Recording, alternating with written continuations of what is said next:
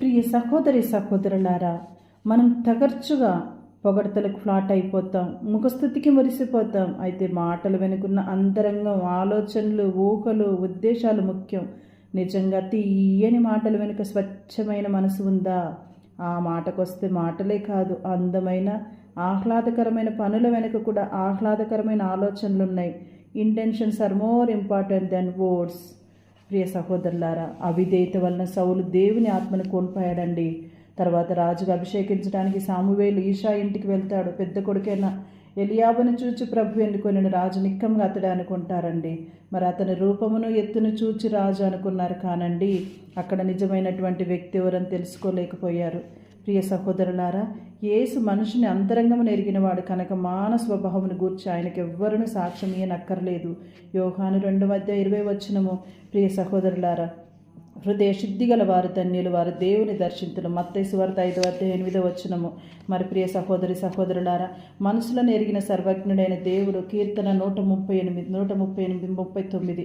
మరి ప్రియ సహోదరులారా, ఇక్కడ మనం గమనించాల్సింది మనిషిని మాలిన్యపరిచేది హృదయం నుండి వచ్చేది కానీ మరి లోపల నుంచి వచ్చేది కాదు, బయట నుంచి వచ్చేది కాదు. లోపల నుంచి వచ్చేది మనిషిని మాలిన్యపరుస్తుంది. కావున ప్రియ సహోదరులారా, మీ అంతరంగములను దేవుడు ఎరుగును.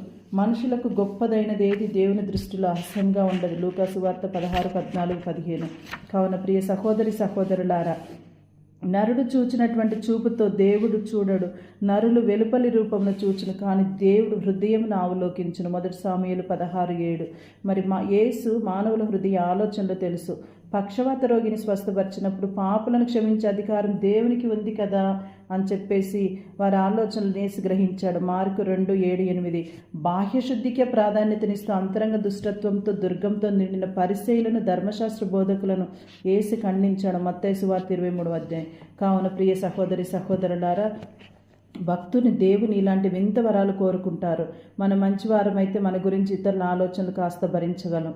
మరి అదే నట్రసులైతే ఇతరుల యొక్క ముందుకెళ్ళి వారి మనసులను తలంచుకున్నవని దృశ్య రూపంలో మన ముఖం మీదే సినిమా తెరలా కనబడితే ఎంత భయంకరమైన దృశ్యాలు, సన్నివేశాలు చూడవలసి వస్తుందో ఊహించండి. దేవుడికి మాత్రమే కొన్ని రిజర్వ్ చేయబడ్డాయి.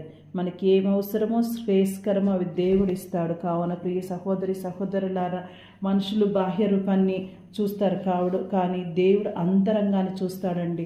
దేవుడు మనసు తెరపై ఉన్నటువంటి దాన్ని కాదు, మనిషి యొక్క హృదయంలో ఉన్నటువంటి వాటిని చూస్తున్నారు. కావున ప్రియ సహోదరి సహోదరులారా, ఇతరుల మనసులో ఏముందో తెలుసుకునే వరం ఇవ్వండి అని మనం ప్రార్థించే ముందు మన మనసును మనం తెలుసుకునే వరం ఇవ్వని ప్రార్థన చేద్దామండి.